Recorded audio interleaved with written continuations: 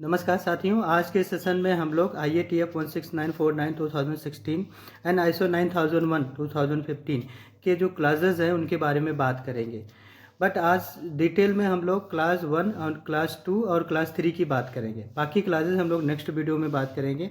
IATF 16949 and ISO 9001 का जो basics है वो हमने ऑलरेडी एक वीडियो बना रखा है, जिसका लिंक इस वीडियो के अंत में हम लोग प्रोवाइड कर देंगे। डिस्क्रिप्शन में डाल देंगे लिंक, वहाँ से आप लोग उसको देख सकते हैं। देखिए आज क्या है, हम लोग जो डिस्कस करने वाले हैं उसके जो IATF और ISO 9001 के 10 क्लास स्ट्रक्चर है उसके बारे में बात करेंगे। इसके स्कोप के बारे में बात करेंगे और इसमें जो नॉर्मेटिव प्रेफरेंसेस हैं वो जैसे कि IATF में क्या है, ISO 9001 में क्या है, उसके बारे में बात करेंगे। और जो टर्म्स एंड डेफिनेशंस यूज़ हो रहे हैं IATF में ना ISO 9001 में, उन सब के बारे में हम लोग डिटेल में बात करेंगे वन बाय वन। ठीक है, अभी हम बात करते हैं पहले तो स्ट्रक्चर क्या है IATF का। देखिए IATF स्ट्रक्चर की बात करते हैं, इसमें 10 क्लास स्ट्रक्चर है, मीन्स हाई लेवल स्ट्रक्चर है। ठीक है, मीन्स ये जो स्ट्रक्चर है, ये जो क्लासेस हैं, ये सारे क्लासेस क्या है IATF 16949 2016 एंड ISO 9001 2015 दोनों में सिमिलर है। बट जो IATF की रिक्वायरमेंट है वो सप्लीमेंटल है, ISO 9001 की रिक्वायरमेंट क्या है, सेपरेट है, जैसा कि हमने बेसिक में पूरा एक्सप्लेन किया हुआ है। पहले क्लास की बात करते हैं। पहला क्लास क्या है, स्कोप। दूसरा क्या है, नॉर्मेटिव प्रेफरेंसेस। तीसरा क्लास क्या है, टर्म्स एंड डेफिनेशंस। एंड चौथा है context of the organisation. Fourth हमारा है लीडरशिप। एंड फिफ्थ क्या है, context of the organisation. And fifth क्या है हमारा, लीडरशिप। ठीक है, सिक्स क्या है हमारा, प्लानिंग। एंड सेवन्थ क्या है, सपोर्ट। एट्थ क्या है, ऑपरेशन। एंड नाइन्थ क्या है, परफॉर्मेंस एवोल्यूशन। टेंथ क्या है हमारा, इम्प्रूवमेंट।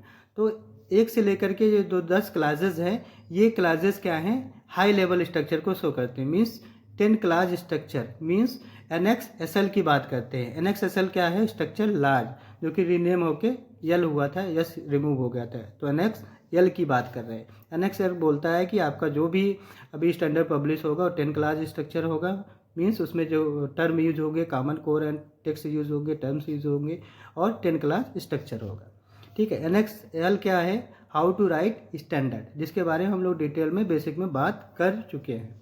ठीक है, वन बाय वन बात करते हैं। आज के सेशन में हम लोग 3 ही क्लास की बात करेंगे। तो पहला हम लोग लेते हैं स्कोप। देखिए स्कोप क्या होता है, हम सबसे पहले बात करेंगे ISO 9001 2015 के स्कोप के बारे में। तो ISO 9001 क्या होता है, ये कोई भी ऑर्गेनाइजेशन ISO 9001 का सर्टिफिकेशन ले सकती है। वो उसका कुछ भी रिगार्डलेस ऑफ इस टाइप, कुछ भी टाइप का हो, कोई मतलब किसी भी टाइप का प्रोडक्ट हो, कोई भी उसका कितना भी साइज़ हो, कोई भी उसका प्रोडक्ट हो, कोई भी उसका सर्विसेज हो, ये ISO 9001 ले सकता है। बट IATF नहीं। इसके बारे में हम लोग भी नेक्स्ट बात करेंगे स्लाइड में। ठीक है, ISO 9001 क्या होता है, ISO 9001 दूसरी रिक्वायरमेंट क्या है कि ये जो कस्टमर का मतलब जो भी इसकी रिक्वायरमेंट है, जो भी प्रोडक्ट है, जो भी सर्विसेज है, वो मीट होनी चाहिए। कस्टमर और एप्लीकेबल स्टैट्यूटरी एंड रेगुलेटरी जो रिक्वायरमेंट है उसको मीट होना चाहिए। मीन्स जो लीगल रिक्वायरमेंट है वो मीट होना चाहिए। तीसरा क्या है, तीसरा इसका एम क्या है, देखिए एम है to enhance customer satisfaction through the effective application of its system and assurance of conformity. Conformity का एश्योरेंस करना है किसको, कस्टमर और एप्लीकेबल जो स्टेटरी एंड रेगुलेटरी रिक्वायरमेंट है, मीन्स जो लीगल रिक्वायरमेंट है इसको कन्फर्मिटी करना है। तो ये इसके 3 रिक्वायरमेंट है ISO 9001 2015 के सर्टिफिकेशन। ठीक है, आगे चलते हैं हम लोग। अभी हम बात करेंगे IATF की रिक्वायरमेंट का। देखिए जब भी हम IATF की रिक्वायरमेंट की बात करते हैं, स्कोप की बात करते हैं, वो क्या होता है, what is the boundary of IATF 16949, क्या बाउंड्रीज है, इसको मतलब बाउंड्रीज क्या क्या है। पहले तो लिमिटेशन क्या है। देखिए ये जो स्टैंडर्ड है ये किसके बारे में बात करता है, ऑटोमोटिव क्यूमस। तो एप्लीकेबल किसके लिए, ऑटोमोटिव इंडस्ट्री के लिए। नॉन ऑटोमोटिव के लिए ISO 9001 है। ठीक है, ऑटोमोटिव के लिए कौन सा है, IATF 16949। ठीक है, दूसरा क्या है, एप्लीकेबल है on road vehicle. Of road vehicle की बात नहीं करता है, ऑन रोड व्हीकल की बात करता है। It is not applicable on off road vehicle. जैसे कि आप एग्जांपल के लिए समझिए, जैसे कि माइनिंग इक्विपमेंट हो गया, कंस्ट्रक्शन इक्विपमेंट हो गया, रेलवे हो गए, शिप्स हो गए, ट्रैक्टर हो गए, बहुत सारी जो चीज़ें हैं नॉन ऑटोमोटिव हैं जो ऑफ रोड व्हीकल है, उनके लिए ये यूज स्टैंडर्ड नहीं होता है। और मैन्युफैक्चरिंग जो कंपनीज़ हैं, मीन्स जो IATF के पार्ट मैन्युफैक्चर करती है, उसके लिए एप्लीकेबल है। उनके जो सप्लाई चेन है, मतलब जो टीयर 2 है, रॉ मटेरियल है, जैसा कि हम बेसिक्स में बात भी कर चुके हैं, वो IATF उसमें अप्लीकेबल है, उनको IATF का सर्टिफिकेशन ज़रूरी होता है। इसी का डिटेल में हम लोग बात कर रहे थे। देखिए ये क्या लिखा है, scope automotive supplemental to ISO 9001 2015, means ISO 9001 के ऊपर जो है वो किसकी रिक्वायरमेंट है, सप्लीमेंटल जो रिक्वायरमेंट है वो IATF की रिक्वायरमेंट। तो IATF की बात कर रहा है कि ये बोल रहे हैं कि जो ऑटोमोटिव, ये स्टैंडर्ड किसके लिए है, ऑटोमोटिव क्यूमस के लिए है, और ये डिफाइन करता है क्वालिटी मैनेजमेंट सिस्टम की रिक्वायरमेंट किसके लिए, design, development, production and when relevant assemblies, installations and service of automotive related product including product with embedded software। तो ये सब चीज़ें इसमें इंक्लूड है, किसके लिए, IATF के लिए। और क्या होता है, ये ऑटोमोटिव जो स्टैंडर्ड है अप्लीकेबल है साइट ऑफ द ऑर्गेनाइजेशन जहाँ पे manufacturing of customer specified production part हो रहा हो, सर्विस पार्ट हो रहा हो और एक्सेसरीज पार्ट भी हो रहा हो। ये automotive standard through out the automotive supply chain के लिए भी अप्लीकेबल है। जैसा कि हम बात कर रहे थे कि जैसे टीयर 1 हो गया, टीयर 2 हो गए, रॉ मटेरियल सप्लायर हो गए, तो उन सब में भी अप्लीकेबल है, क्योंकि इनके जो पार्ट इससे बन रहे हैं वो ऑटोमोटिव ओईएम को सप्लाई हो रहे हैं। ठीक है, इसी को एक संक्षिप्त में दिया गया है कि IATF 16949 का स्कोप एडेड में क्या क्या ऐड हुआ है। देखिए पहला तो ऐड हुआ सप्लीमेंटल है ISO 9001 2015, जो उसकी ISO 9001 की रिक्वायरमेंट थी, जो इसका स्कोप था कि वो साइज़ पे डिपेंड नहीं है, इस पे नहीं डिपेंड है। उसके अलावा क्या है, प्लस क्या है, IATF क्या है, ऑटोमोटिव स्पेसिफिक है, वो रिक्वायरमेंट इसमें ऐड हुई है। ठीक है, मीन्स ऑटोमोटिव होना चाहिए, सप्लाई चेन होना चाहिए, ऑन रोड व्हीकल होना चाहिए, वो हमने ऑलरेडी बता दिया। दूसरा क्या है, include product with embedded software, ये भी ऐड हुआ है। तीसरा क्या है, applicable to production part, service part and accessories. पहले एसेसरीज नहीं था, अभी एसेसरीज भी ऐड हो गया, जैसे कि सनविजर हुआ, व्हील कैप हुआ, ये सारी चीज़ें उसमें ऐड हो गई है। तो मतलब जो सनविजर या व्हील कैप वगैरह बनाते हैं उनको भी आप IATF का सर्टिफिकेशन लेना मस्ट है, क्योंकि वो ऑटोमोटिव व्हीकल में यूज़ हो रहे हैं, असेंबली में यूज़ हो रहे हैं। ठीक है, दूसरे क्लास की बात करते हैं हम लोग। देखिए दूसरे क्लास की बात करते हैं, दूसरे क्लास में क्या है, नॉर्मेटिव रेफरेंसेस। पहले बात करते हैं ISO 9001। ISO 9001 में नॉर्मेटिव रेफरेंसेस क्या है, ISO 9001 के लिए ISO 9000 2015 मीन्स क्यूमस का जो फंडामेंटल एंड वोकेबुलरी है वो इसके लिए एज ए नॉर्मेटिव रेफरेंसेस काम करता है। अब हम दूसरी बात देखिए, दूसरा क्या है 2.1, जिसमें लिखा है normative and informative references of IATF 16949। देखिए IATF में क्या क्या है, आपने ISO 9001 में देख लिया कि 9001 के लिए 9000 नॉर्मेटिव रेफरेंस है। ठीक है, उसका जो फंडामेंटल वगैरह। अब IATF के लिए क्या है, एनेक्सर ए, जिसको हम लोग क्या बोलते हैं, कंट्रोल प्लान। कंट्रोल प्लान इसका क्या है, नॉर्मेटिव पार्ट है। 2.1 जो नॉर्मेटिव इन्फॉर्मेटिव रेफरेंसेस लिखा है, नॉर्मेटिव पार्ट क्या है, कंट्रोल प्लान। ठीक है, इन्फॉर्मेटिव पार्ट क्या है इसका, इन्फॉर्मेटिव पार्ट क्या है इसका, एनेक्सर बी, जो कि बिब्लियोग्राफी है, जिसका डिटेल हम लोग बता रहे हैं। बिब्लियोग्राफी में क्या क्या आता है, इंटरनल एडिट्स हो गए, MSA हो गया, आपका प्रोडक्ट अप्रूवल हो गया, उसका डिज़ाइन हो गया, IATF के रूल हो गए, रिस्क एनालिसिस हो गया, जो कि आप स्टैटिकल टूल्स यूज़ करते हो उसके लिए वो हो गया, सब सप्लायर का क्वालिटी मैनेजमेंट हो गया। ठीक है, हेल्थ एंड सेफ्टी हो गया, सॉफ्टवेयर प्रोसेस असेसमेंट, जो सॉफ्टवेयर वगैरह यूज़ करते हैं जैसे CM, MI, स्पाइस वगैरह यूज़ करते हैं, तो ये सारी चीज़ें इसमें बिब्लियोग्राफी में आ जाती है। तो नॉर्मेटिव है, इन्फॉर्मेटिव दो होता है। ठीक है, नॉर्मेटिव में क्या है, कंट्रोल प्लान, और इन्फॉर्मेटिव में क्या है, बिब्लियोग्राफी। तीसरा हम क्लास की बात कर रहे हैं। तीसरा क्लास क्या है, देखिए सबसे पहले हम लोग समझ लेते हैं 9001। देखिए 9001 में हम लोग जब टर्म्स एंड डेफिनेशन की बात करते हैं, इसमें जो टर्म्स यूज होता है, ऑर्गेनाइजेशन क्या है, ठीक है, उसकी डेफिनेशन गिवन है। इंटरेस्टेड पार्टी क्या है, जिसको हम लोग पहले स्टेक होल्डर बोलते थे, अभी उसको हम लोग क्या बोलते हैं, interested party. Means person or organisation that can affect be affected by or perceive themselves to be affected by a decision or activity. तो उसको हम लोग क्या बोलते हैं, इंटरेस्टेड पार्टी। जो भी डिसीजन या एक्टिविटी होती है वो अफेक्ट हो रहा है, उससे अफेक्टेड हो रहा है, मतलब उससे ऑर्गेनाइजेशन अफेक्ट हो रहा है या वो खुद अफेक्ट हो रहा है, उसको हम लोग क्या बोलते हैं, इंटरेस्टेड पार्टी बोलते हैं। जैसा कि सप्लायर हो गया, कस्टमर हो गया, ठीक है, आपका सर्टिफिकेशन बॉडी होगा, आपका ट्रांसपोर्टर हो गया, तो ये सारी चीज़ें आएगी, इसको वर्कर हो गए, ये सारी चीज़ें हम लोग डिटेल में जब क्लास नंबर 4 देखेंगे तो उसमें हम लोग 1 बाय 1 डिस्कस करेंगे। ठीक है, रिक्वायरमेंट क्या है, need or expectations that is stated generally implied or obligatory, तो इसको हम लोग बोलते हैं रिक्वायरमेंट। तो ये सारी चीज़ें इसमें गिवन है, उसकी डेफिनेशन गिवन है, जैसे मैनेजमेंट सिस्टम क्या है, टॉप मैनेजमेंट क्या है। अब हम लोग समझ लेते हैं टॉप मैनेजमेंट। एक्चुअली ये यूज़ होता है person or group of people who direct and control an organisation at the highest level. जो हाईएस्ट लेवल पे होता है उसको हम लोग क्या बोलते हैं, टॉप मैनेजमेंट। ठीक है, दूसरा आ जाते हैं इफेक्टिवनेस।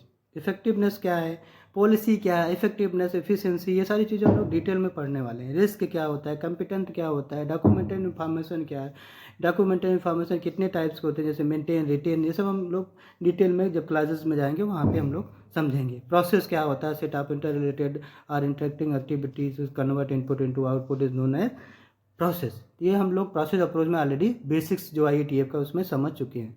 ठीक है, अब हम बात करते हैं परफॉर्मेंस क्या है।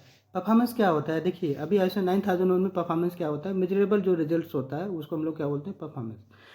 आउटसोर्स, ठीक है, आउटसोर्स प्रोसेस क्या है, ये सब। आउटसोर्स क्या होता है, जैसे मान लीजिए हमारा कोई मतलब मैन्युफैक्चरिंग साइट है, ठीक है, उसमें कुछ हम लोग चीज़ें, एक टास्क जो है बाहर परफॉर्म कराते हैं, जैसे कि एक्सटर्नल ऑर्गेनाइजेशन होता है, part of an organisation function और प्रोसेस जो होता है, कुछ एक्टिविटी अपने यहाँ पे, जैसे हम लोग मान लीजिए पार्ट बनाते हैं, rubber to metal bonded product बना रहे हैं, तो उसमें हमें प्लेटिंग करनी है, तो प्लेटिंग के लिए हम बाहर कहीं प्लेटर पे भेजते हैं, जो प्लेटिंग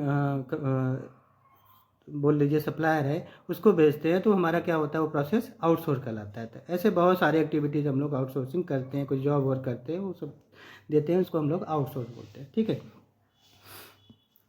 मॉनिटरिंग क्या होता है, मेजरमेंट क्या होता है, ऑडिट क्या होता है, systematic and independent process for obtaining objective evidence and evaluating it, means systematic and independent documented carried out is known as audits. तो ये ऑडिट भी आपको समझना पड़ेगा, कितने टाइप के ऑडिट होते हैं, फर्स्ट पार्टी क्या, सेकंड पार्टी क्या, थर्ड पार्टी क्या। हम लोग ऑडिट जब ऑडिटिंग मैनेजमेंट सिस्टम का वीडियो बनाएंगे तो उसमें हम लोग डिटेल में इसको समझेंगे। कन्फर्मिटी क्या है, फुलफिलमेंट ऑफ या requirement is known as conformity. Non conformity, non fulfilment of a requirement. Corrective action क्या है, action to eliminate the causes of non conformity and to prevent recurrence.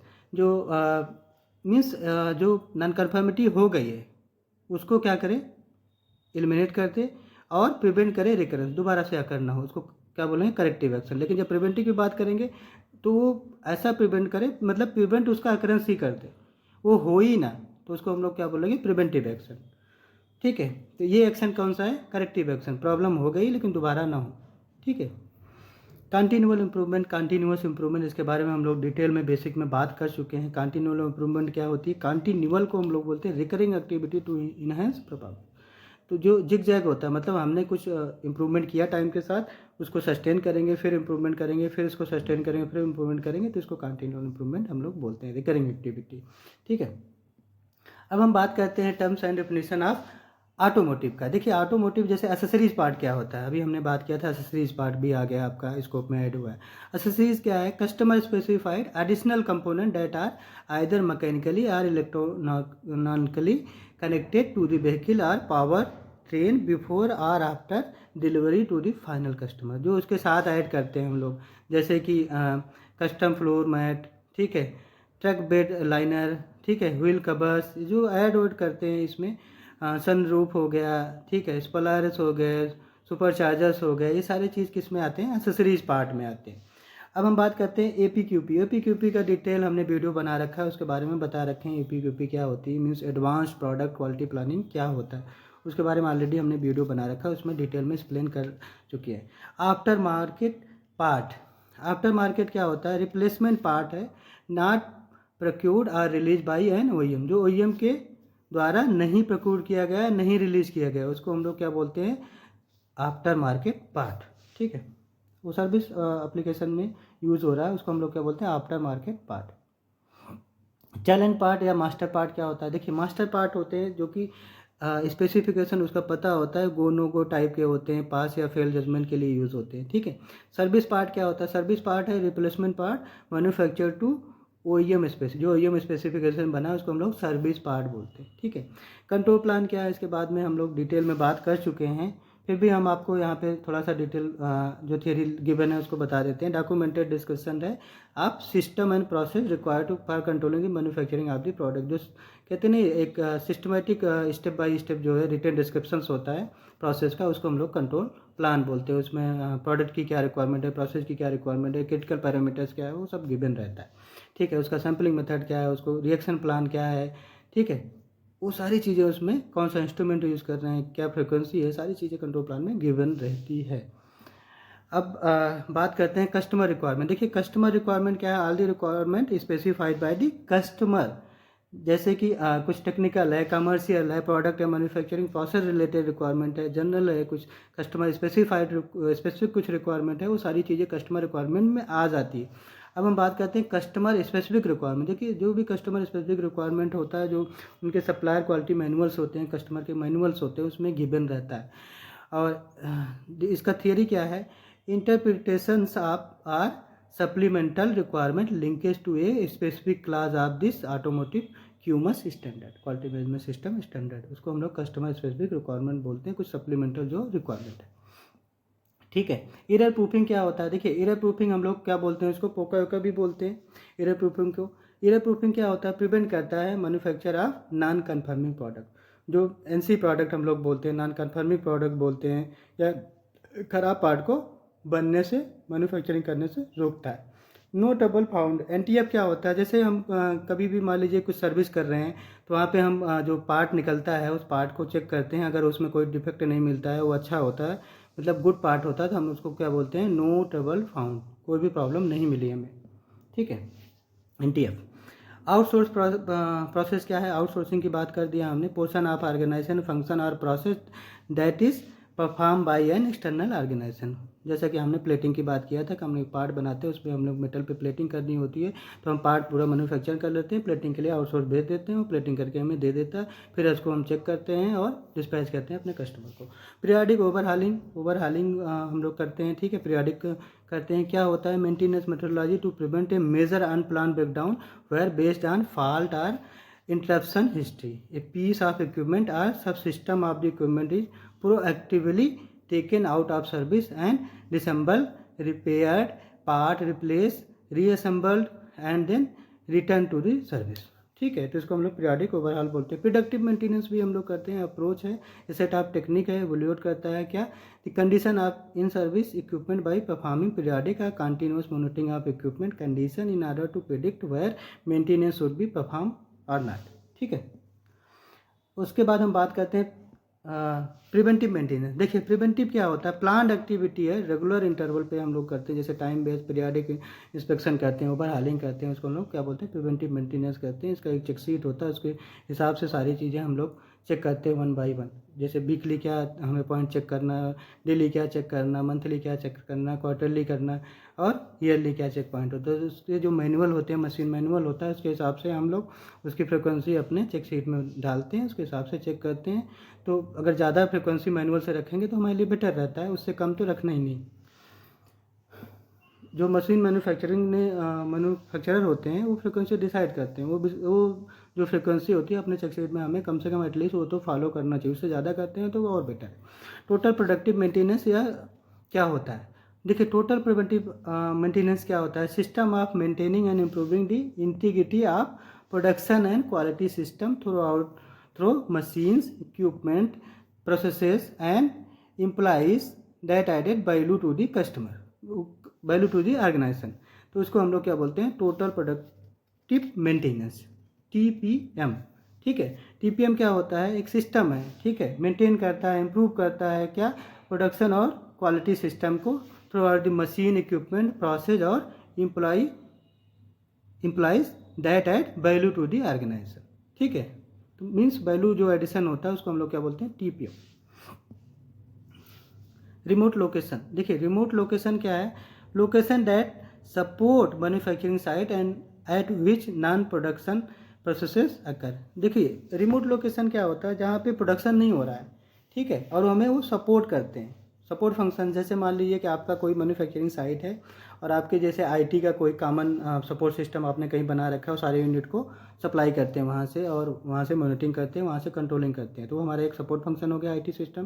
दूसरा जैसे मार्केटिंग है, सारे प्लांट का मार्केटिंग कहीं पे बैठता है तो उसको हम लोग मार्केटिंग का सपोर्ट सिस्टम बोलते हैं। ऐसे डिज़ाइन का है, मान लीजिए कोई सी डिज़ाइन का हेडक्वार्टर है, ठीक है, तो हमारा सपोर्ट फंक्शन है। बाकी अपने यूनिट्स में वो लोग डिज़ाइन अपना मतलब जो भी प्रोडक्ट डिज़ाइन होती है वो देते हैं, इम्प्रूव कराते हैं और कस्टमर से अप्रूवल लेते हैं। वो सारी चीज़ें हमारा क्या है, वो रिमोट लोकेशन हो गया, कौन, डिज़ाइन के लिए। तो दूसरा है सपोर्ट फंक्शन। देखिए रिमोट लोकेशन क्या है, सपोर्ट फंक्शन क्या है, दोनों में थोड़ा सा डिफरेंस है। सपोर्ट फंक्शन क्या है, जैसे हमने बता दिया कि हमारा डिज़ाइन का हेडक्वार्टर है, वो हमारा क्या है, सपोर्ट फंक्शन है। रिमोट लोकेशन क्या हो गया, हमारे जो यूनिट्स जहाँ जहाँ वो करता है वो क्या है, रिमोट लोकेशन है, ठीक है। Location that supports manufacturing site at which non production process अकर, जो मैन्युफैक्चरिंग साइट को क्या करता है, सपोर्ट करता है, वो क्या है, remote location. Non production activity that support one or more manufacturing site of same organisation, एक से अधिक साइट को जो सपोर्ट करता है उसको सपोर्ट फंक्शन बोलते हैं। मतलब एक यूनिट, दो यूनिट, तीन यूनिट, चार यूनिट, पाँच यूनिट, एक से ज़्यादा यूनिट को जो सपोर्ट कर रहे हैं वो सपोर्ट फंक्शन है। रिमोट लोकेशन क्या है, वो भी सपोर्ट करता है मैन्युफैक्चरिंग साइट को वहाँ पे जहाँ पे नॉन प्रोडक्शन प्रोसेस अकर हो रहा है, ठीक है, तो उसको हम लोग क्या बोलते हैं, रिमोट लोकेशन। तो जैसे हमने बताया कि हमारा कोई मैन्युफैक्चरिंग साइट है बट इसका रिमोट लोकेशन कोई एक असेंबली चीज़, मान लीजिए हम एक हमारा जो है प्रोडक्शन का यूनिट है, ठीक है, मतलब मैन्युफैक्चरिंग यूनिट है, मैन्युफैक्चरिंग यूनिट में हम लोग एक असेंबली बनाते हैं, ठीक है, बट उसका एक पार्ट जो है, उसका एक प्रोसेस जो है हम कहीं बाहर करते हैं, ठीक है, अपने यूनिट में कहीं बाहर करते हैं, तो उसको हम लोग क्या बोलते हैं, रिमोट लोकेशन। हम जैसे कि एग्जांपल के लिए बताते हैं, जैसे मान लीजिए हमारा कोई लॉकिंग डिवाइस का हम लोग पार्ट बनाते हैं, लॉकिंग डिवाइस की बस जो चाबी की असेंबली होती है वो हम कहीं बाहर करते हैं, उसे लॉक तो हम अपने यहाँ पे बनाते हैं बट उसकी चाबी जो होती है, उसकी जो असेंबली होती है, चाबी में जो कुछ हम ऐड करते हैं वो कहाँ पे होती है, बाहर होती है। तो वो हमारा क्या हो गया, चाबी जो बाहर बनाते हैं रिमोट लोकेशन हो गया। हमारा जो हम जहाँ कर रहे हैं वो हमारा क्या है, मैन्युफैक्चरिंग साइट है। अब हमारे मैन्युफैक्चरिंग साइट का कहीं से सपोर्ट हमें मिल रहा है, सपोर्ट कहाँ मिल रहा है, हमारा जो डिज़ाइन का हेडक्वार्टर्स है, सेंटर है, वहाँ से हमें सपोर्ट मिल रहा है, तो हमें क्या मिल रहा है, वहाँ से सपोर्ट मिल रहा है, तो वो हमारा क्या हुआ, सपोर्ट फंक्शन। और हमारा एक पार्ट कहाँ पे असेंबली हो रहा है, कहीं बाहर पे, तो उसको हम क्या बोलते हैं, रिमोट लोकेशन, ठीक है। तो रिमोट लोकेशन है, सपोर्ट फंक्शन है। Thank you so much.